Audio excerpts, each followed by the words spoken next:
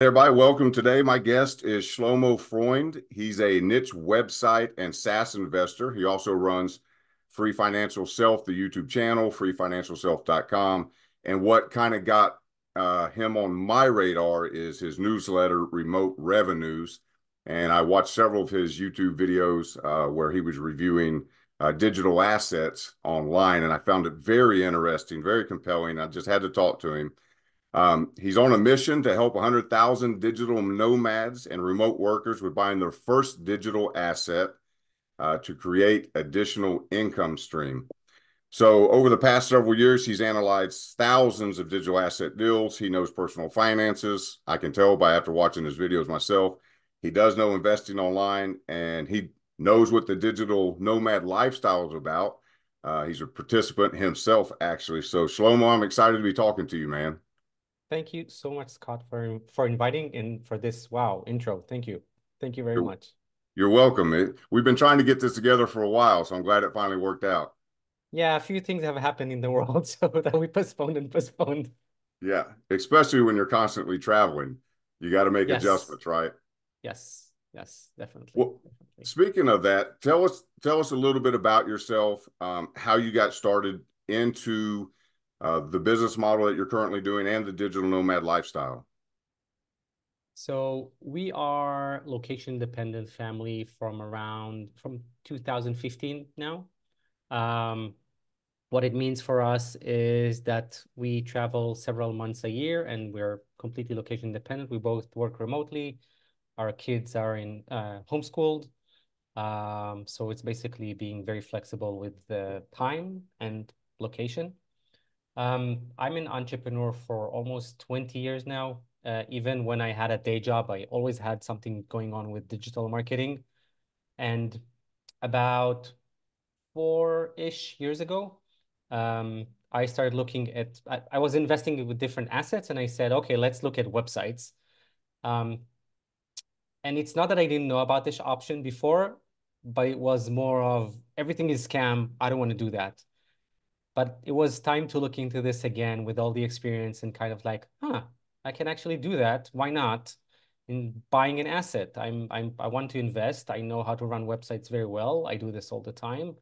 So I got all the skills for that. So why not? So this is when I started researching about this again. It took about 4 or 5 months until I bought my first asset, and now I have a bunch of them. Okay. When you say traveling with a family, how big of a family are we talking about? So we have three girls, 8 years, just turned eight, three, soon to be three, and 1 year old. Oh, wow. Uh, so three girls. The first one had 6 or 7 trips. The second one had 2 trips. The first one just had one trip. We came back about a month and a half ago. So a growing family. Yes, I think we'll stop there. Oh, that's recorded though, so I don't know. Can't let your wife see that, huh? Oh, that's funny. I as well have an 8-year-old daughter, so we could relate Okay. there. And a wife who wants more, and I'm like, no. No. Um, so how many countries total for you? Um, 36, 7, around that number. The 8 year old is around 10, I think. We keep counting, but we need to keep up. So we haven't counted in a while. So nine, Okay. 10, yeah. Um, what's the biggest hurdle do you think? Because I'm sure you meet a lot of other digital nomads in your business model and traveling. Um, so many people say they want to do this, but they don't end up really doing it. Is it a mindset? Is it we're afraid? Is it because we're bogged down in debt? We're anchored to jobs and homes? Is it because we don't have the digital assets or the skill sets? What do you think is the real reason so many people are on this bandwagon and they watch all the videos and they buy their courses, but they just don't make it happen? What do you think's going on there? So I think it's a combination of two. One is indeed the mindset. Traveling is so expensive. It's so complicated. I'm not even going to start. Now, I'm not saying it's easy to travel with kids, but Um, it is definitely possible and doable, especially when you're traveling for extended amount of time. If you're going for a 10-day vacation, terrible, waste of money. If you're going for 2 months, 3 months, 4 months, wonderful. You have time to recover with the kids and enjoy the time, just live uh, in another place. So uh, it's definitely doable, and that's a mindset thing. But the other thing is the key there is being location independent. And usually people are bogged with job and something that they have to go to the office somewhere. So once you manage to work remotely, you basically get this full flexibility. Yes, you can stay in your town in the US and do whatever, but you can also do this from Thailand, which will cost 20% of what you're paying now. And you can live there for longer and you can be there for extended time. And even if you're taking time off your work and let's say you're telling your employer, I'm 2 months off, 3 months off, okay? Or something like that. Let's say you get to that arrangement. You can survive without a salary for a pretty long time on another country compared to developed countries. So sometimes people call it a geo arbitrage. With that, mainly when you are earning in dollars and spend them in a different, weaker currency. But also just in terms of time, I mean, you make relatively nice income in a developed country, and then you're moving to a non-developed one, and then you can go back. I know digital nomads who travel indefinitely. We don't do that yet, maybe one day, but even, certain periods of time, long ones, not a week, works great. It's a good balance. Okay. So let's kind of put it in a real world example. I was talking to you about my son earlier before we started recording, and my son's 21 years old, hasn't figured out what he wants to be when he grows up yet, which is fine, no pressure. But he has no debt at all, which I think is a Mhm. great situation. He's just working and For sure. saving money. What would you say to him? It would be the fastest way to get into this lifestyle if he wanted to Um, do it. I'd say find anything 100% online you can do, preferably with um, preferably with a US company, to be honest. So Uh, you would recommend remote job versus becoming a freelancer or starting a business. he can, it's not either or. It depends on his skills and what he can do now and how much money he can make as a freelancer. I just think that the easier path would be either with a current employer who may be saying, yeah, why not? You can do everything remote. Um, or finding such. The two easiest way I know of how to earn money online are either writing content. Now it's basically more of a combination with AI and editing that content. And the other one is teaching a language. And this you can do tomorrow, not tomorrow, today. There are platforms you can register as a teacher.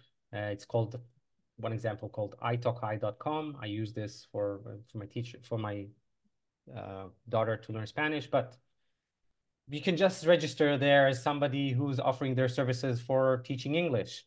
Although you're not a certified teacher, there are people who are interested to speak with someone in English somewhere in the world. You can register yourself there, you'll make money. You're not going to be rich from that, but it's a start. And if you're moving to a less developed country, yeah, maybe you can live off that. And if he has more savings, yeah, he has a more runway, Okay. longer runway. Yeah. The writing content specifically, are you talking about blogging or becoming a copywriter?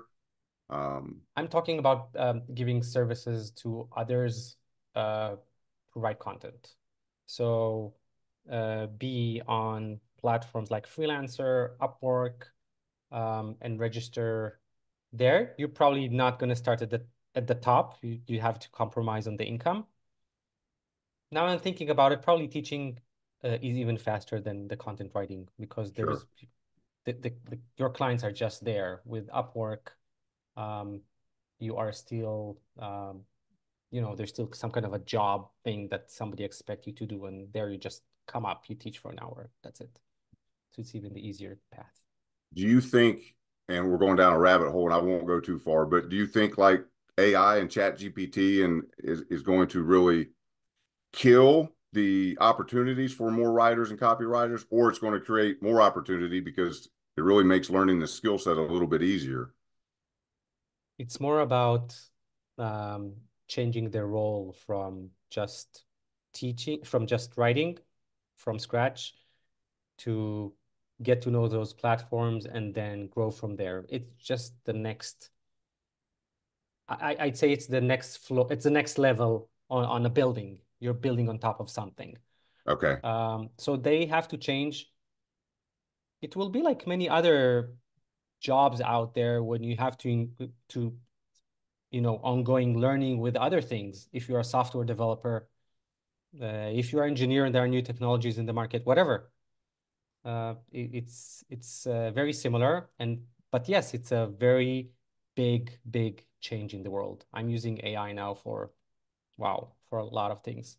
Now working on rebalancing a portfolio rebalancing um, service using AI. So it's not content writing, but again, it can do anything for you. So yeah, Yeah. things are changing. I'm playing with different AI daily and I'm just fascinated with it. Um, Totally nerding out on it. Maybe one more question about kind of the digital nomad, and then I want to talk more about the niche websites.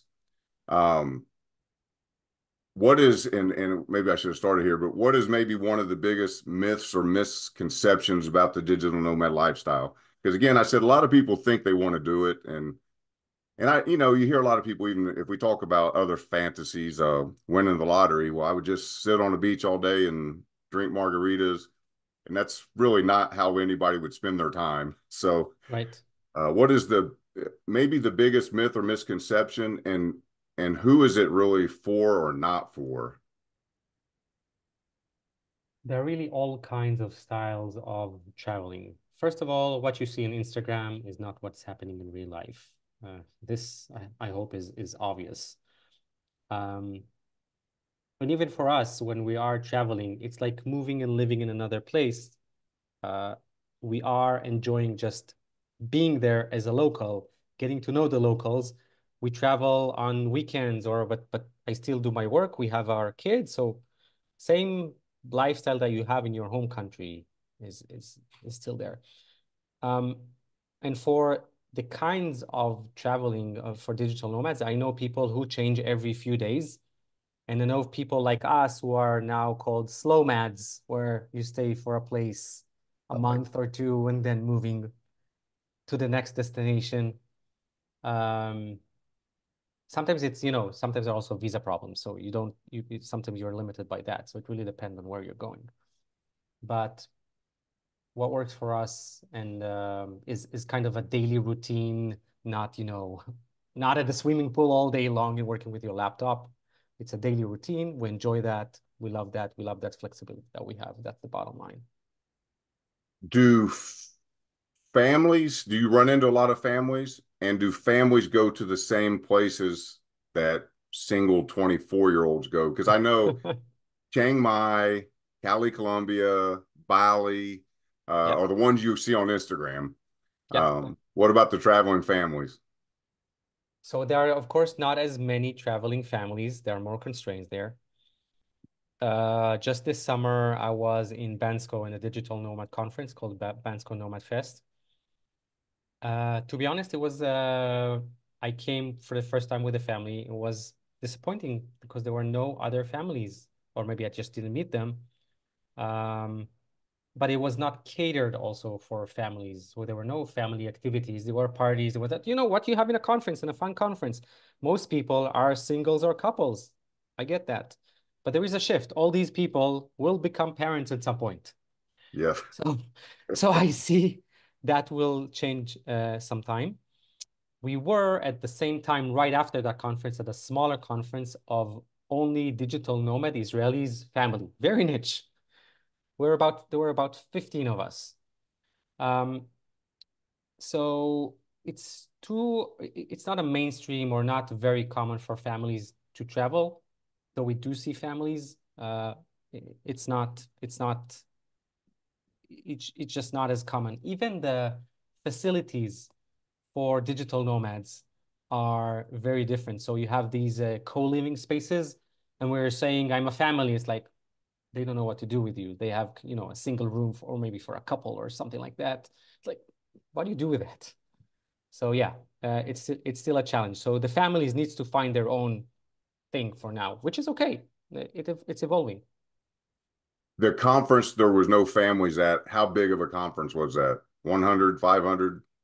700 people, 750 people, probably around 500 something arrived. And this is something I'd never thought about. And I apologize, a couple more questions, but the digital nomad conferences, how do you find them? Is there a website to list them all? And then second, are they valuable for entry level people, or are they more advanced? Or So it really depends. The one in Bansko is definitely for entry level, and there are a lot of starters there. So I don't know of a website that that have all of them in there. Maybe there is. Uh, yeah, I'm not sure. But once you're following digital nomad groups and communities, you see those. And for families, by the way, it becoming more of hubs. So um, we came we were in Spain now, and the south of Spain. There is a place where digital nomad families or homeschooling families come there as not as a group, but they join there, and then there are activities and stuff like that. And I hear about those places in I know in Mexico, I know in Egypt. There's also something called how's that? I think it's called World Schooling Pop-Up, where you have a week with other world schooling families in different places in the world where you explore cities together, a city together. So we were in Malaga this time because we're in Spain already, so we drove 3 hours for that. Uh, so it's kind of a different, it just matched that digital nomad lifestyle for families. It just need to be adjusted. I love hearing that, because that's like when I think about my 8-year-old and going on the road, you worry about their social interactions, their opportunities. But the flip side is, I mean, they're seeing the world, they're being exposed to cultures and more empathy, I think, but I love hearing that there are pop-ups and there are support centers and there's all Yep. kinds of families that mingle, and that's great. It's easier and you have company and it's really nice. Very cool. So is buying a niche website or SaaS product company, something like that, is that a beginner entry point? Or would you say that you need to have some capital and you need to have some business experience and a pretty good head on you? So most people, when they're thinking about a website or a business that they can have, I'd say have, is okay, I'll build a website and then people will come and then I'll have clients and da da da da da. While buying one saves you a lot of money, a lot of time with ranking on Google and knowing what's working and all that. It saves about 6 to 18 months when you're buying one. But this means that you're investing the money in buying it. Um, the nice thing about it that it generates nice cash flow when you are buying it. So I'm talking about a website with traffic. Most of them already make money. So you're generating cash flow from day one. You need to maintain the website. I don't want people to think, oh, you just buy it and that's it. It's like a passive income and go home. It doesn't work this way, but you can bring a website or a digital asset to be managed, let's say a few hours a week. Okay, you can make that. So you do need to put some money there, but you get cash flow from day one, and you save a lot of time. Um, I'd say one more point that you need to distinguish between, let's say that you are a freelancer and you want to build a business for yourself, then maybe you can buy a website that already has that traffic of whoever you want to serve. Or you can just do this as an investment or a hobby and invest in you like basketball. Okay, I'll buy a basketball website. So there are two different ways. I'd say even several different ways to look at that, but these are the two main ones. So if I guess my question would be, of course, it's not passive income. There's going to be work that has to continue to happen. What skill set would you want your ideal student to bring to the table? Like, do they need to know marketing? Or is it going to be coding, content creation, the writing? Is it Mhm. negotiating? Is it understanding a P&L? I mean, what's I'd say all of them, but you don't have to be an expert in all of them. You need to know about them, and then there are people who you can hire for that. And as you go along with managing websites, you learn more and more skills. Now there are more easy websites to buy, and there are harder ones to buy, and not to buy to manage. So start small with something you can manage. If something goes wrong, you didn't lose your pants. Uh, that's the way to go.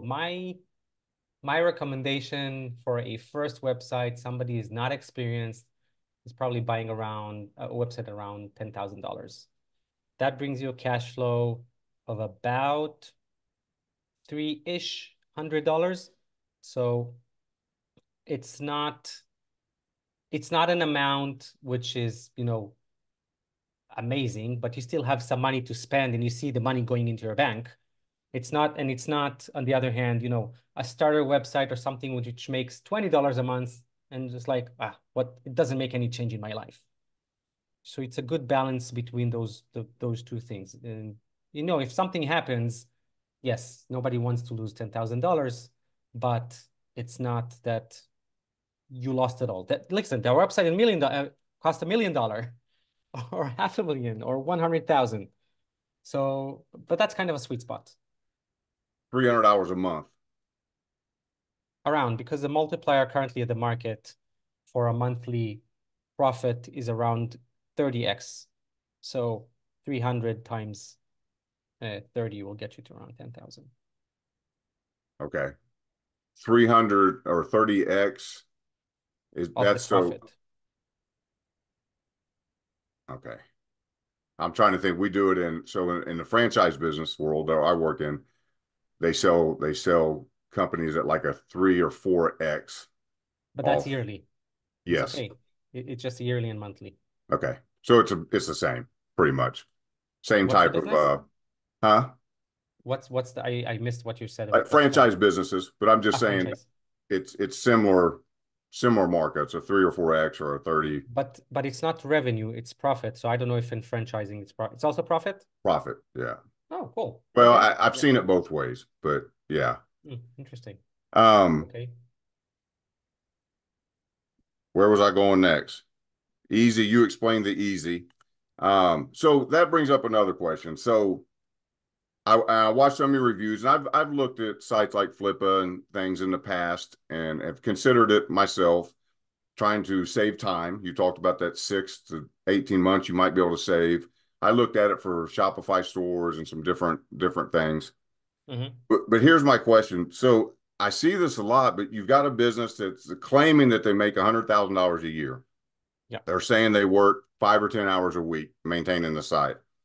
And it's almost always the same thing I see. I want to sell the project because I need more capital. And Right. but in my mind, and so push back on me and correct me if I'm wrong. In my mind, I'm like, if this thing's making $100,000 a year, I'm going to find somebody in my network. I'm going to ask them if they want to manage this thing, run it. It's only going to cost them 5 or 10 hours a week. We'll do a 60-40 split. They keep $60,000 a year. I retain ownership, keep 40,000. I mean, they're making 60,000 for doing 5 or 10, and I get a free 40 coming in. Uh, I don't, and I get sometimes you need a big cash injection. So is that the sole purpose? They need that Not big cash always. injection to level up. Uh, Not always. Sometimes people are fed up with their website and they did everything they can. And yes, maybe if you find somebody to maintain it, it's a good deal.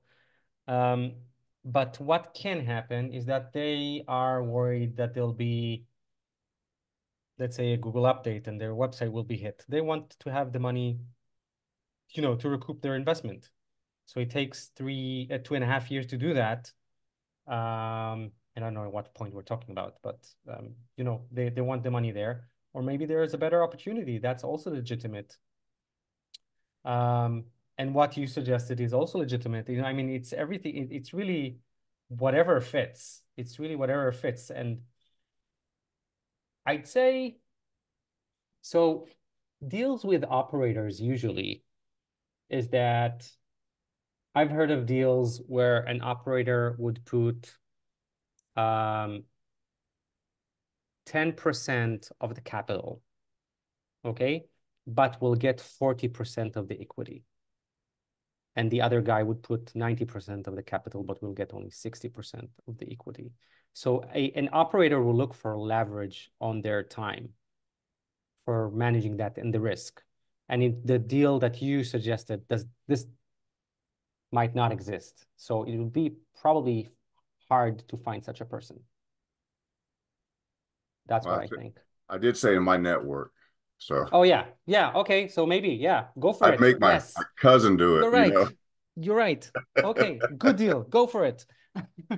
Uh, so let's talk about, we'll do two sides of the coin. I'm curious about this. Maybe we'll start with a positive and tell me Yeah. about a mind-blowing deal that you've came across, whether you participated in it, a student of yours, an acquaintance of yours, with buying SaaS or buying a website. Um, Sure. how about that? And then, of So course, we'll look at a nightmare situation and how somebody got into it. But let's start with the positive.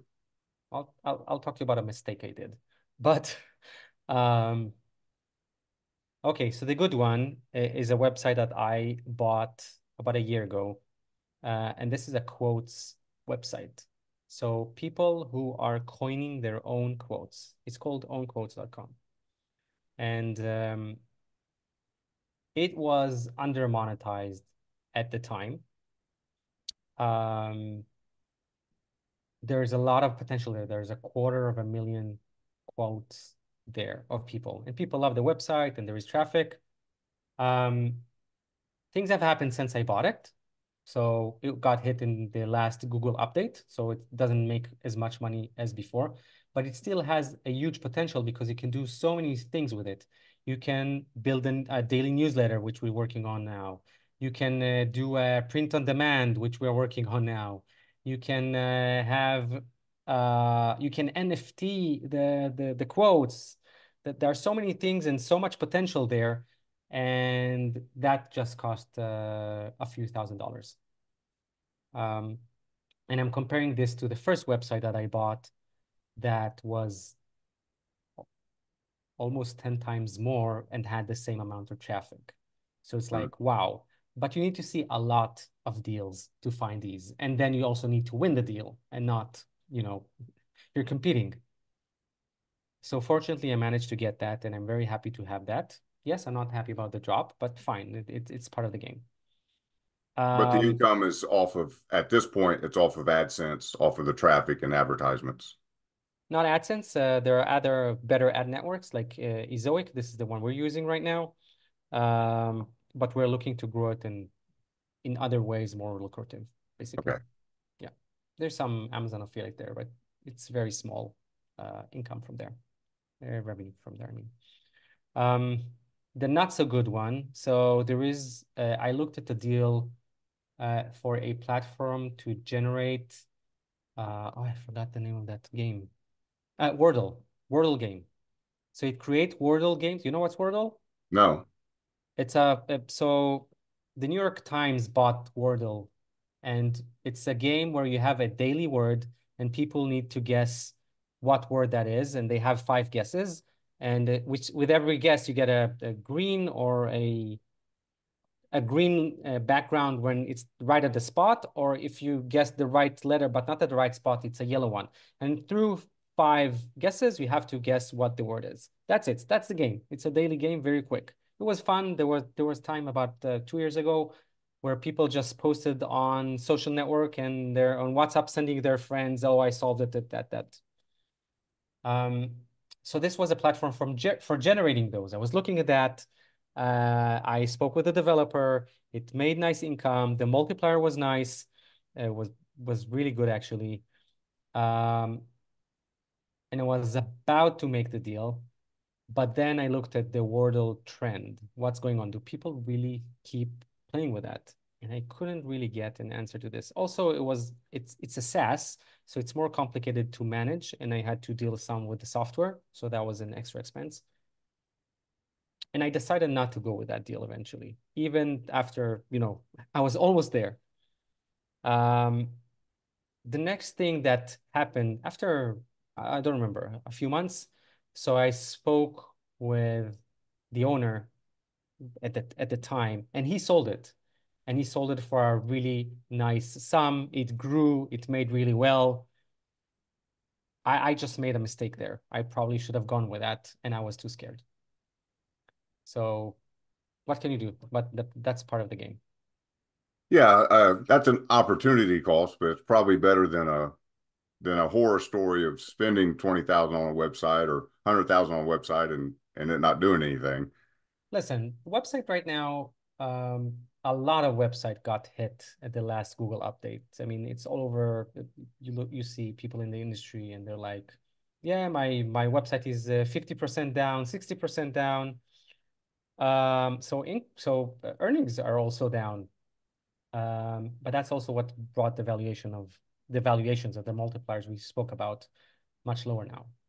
So So they're looking to. is that a thing? Like, so we watch in real estate, physical real estate, we watch housing markets and they go up and down. And so when they're down and people are being foreclosed on, and that's when the people with money come in and scoop them up because they get them much Mhm. cheaper.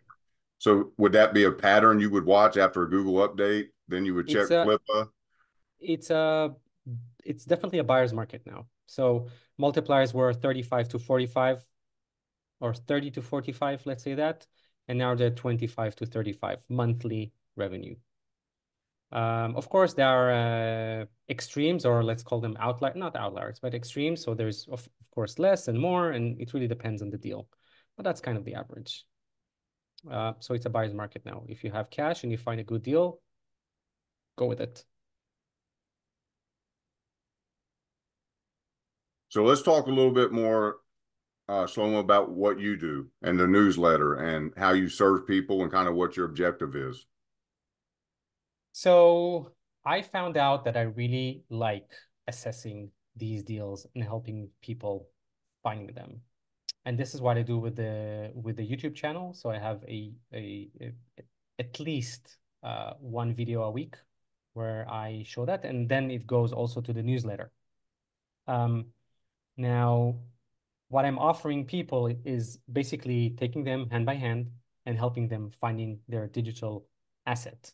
I also do that for companies if they want to grow through website acquisition, then I'm also helping with that. So let's say I have a recruiting company, and now going and finding and maintaining a job board website would probably make a lot of sense for them. So think that if instead of ongoing spend on their ads, they are they are basically buying the marketing channel and then just push their services there. So, and they won't lose on it because it keeps making, as I said, most of the websites are already making money. So they can recoup that investment, and they can have a person on that because they can pay from that amount to operate that website. It depends on the size, and you need to look at the numbers, but the general scheme is this. And then, that they this might have a newsletter. This has the traffic. There are probably other employers there, and people are looking for a job. It's a good match. It's a good match. So it's more of so it's helping these companies finding these kind of websites as well and helping them buy that. And what would be the kind of ideal individual investor? How much capital would they need? What kind of experience would you like to have? What are you looking for in somebody to work with and mentor? So for somebody to really start working with me, it's probably need to be a website or capital for over 50,000, maybe $100,000 for consulting for something that they're looking for. That will make it worthwhile. Um, If not, then I have workshops that I do, and I want to also open cohorts, taking people, 90 days to buy your first website. So with these would be people that have about 10, $15,000 to put down and buy a website. If you have less than this, you can still look at find the content. I have those workshop recordings that I sell. Um, and you can learn a lot from those. But again, you won't have that cash flow from the website to recoup that investment. You need to work harder for that. It will be less. So there are a few options there. I'd say for working on one-on-one, probably at least a $50,000 website, at least. And the workshops are posted on which website? What's that? Your workshops, you have pre-recorded workshops? Yes. So you can get that when you're going to my newsletter. You'll see that. You'll see the workshops. That's what you do. So you go to remoterevenues.freefinancialself.com. Uh, yeah, yeah. And then you'll get that at the registration, at the end of the registration. Okay. What else do the viewers need to know about what you're offering or flipping assets or the lifestyle? So my opinion on buying websites is that it's so amazing because everyone can find something that they love. Buy a website in a topic that you really, really love to do. It will be so much easier for you to maintain and manage it, and you'll enjoy every second of it. You can buy a website or an asset for the investment part and but hate every moment. But there's so much out there that you can really find something that you love. So do a favor to yourself and go with that instead of just a website, which is possible, but less recommended. Feels less like work when you enjoy the topic and you got to spend hours working on it, right?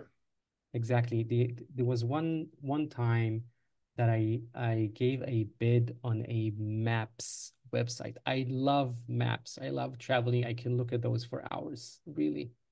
Eventually, my bid didn't win, but I'm like, there's a map website. I want to get one.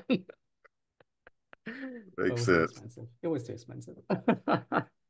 Do you, maybe last couple questions. What about, we're saying website, website, website. What about Etsy stores or FBA stores or uh, Shopify or YouTube channels? I mean, They're there's there. a wide They're variety of there. options of things you can purchase, right? This is why I'm moving from saying websites and SaaS to saying digital assets. These include that as well, and they are out there in the market. You can either buy them as buy their own, or adding them to a website or a business that you have to grow. That's also an option. Speaking of which, these can also be just aged domains that have really good profiling, link profile, sorry, and that will make your domain even grow more. So there are different ways to do different things and grow your asset. Interesting. Is there, and this would be the last thing I'll ask, and then you can tie it up however you'd like. Is there a trend that you kind of see coming? We go through waves where it's like it's blogging and then it's Shopify and then it's YouTube and TikTok and there's all this up and down. Is there anything you kind of see on the horizon that you're looking at that might be interesting investment opportunity? Definitely newsletters. That's what's out there. People are building newsletters like crazy and selling them like crazy. It's definitely now the trend. Um, it's more okay.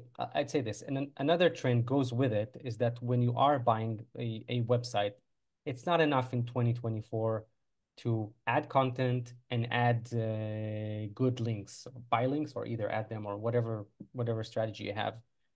It's about building a moat and finding what's the edge there. So let's say this thing has a newsletter, or you can build a newsletter. Okay, you want to build that up. Just having that website with the content will probably won't survive for too long and might be hit at some point with a Google update. So it's important to understand that. So when you're looking at a deal, it's like, okay, how can I grow that and make that website stronger, but not in the usual way? Build a YouTube channel, build a newsletter, diversify with the affiliate offers, build a product. Think of it this way. It's not so much buy the asset and forget. So yeah, definitely two very big trends there. And newsletters is part of that. That's what I just said at the beginning. Well, the powerful thing about the newsletter too, though, is you get the customer. You have the email. You might Right. have millions coming to your YouTube channel, your Shopify store, or your website, but if Google hits and tanks, you have no way of necessarily, I guess, with retargeting, but actually reaching those people again. So building Yes, community or building email lists is always going to be exactly. where the I think power that is. I think that the also the trend goes that it's a newsletter even without a website, which wasn't so usual in the past. In the past, so you start with a newsletter and then you build a website and services and all that, and not the other way around. Yeah, I like that. That makes sense. Anything you want to throw in and add about what you're doing or how people can reach you or So yeah, you're definitely more than welcome to check out the newsletter, and I'd be happy if you can put the link at the bottom, I remote will. revenues at freefinancialself.com. I probably should look at buy the I don't think remoterevenues.com is available, unfortunately. Or freefinancialself.com. That's my website, and you can find me on all social media channels. So Freund Shlomo on Twitter, Shlomo Freund on LinkedIn, all that. I'm there. You can reach out. Don't be scared. I'm happy to answer any questions. Thank you. We appreciate your time, Shlomo. It's very interesting, and now you've given me another shiny object to look at Oh buying no. websites. Cool. Cool. Great. Thank you. Thank you so much.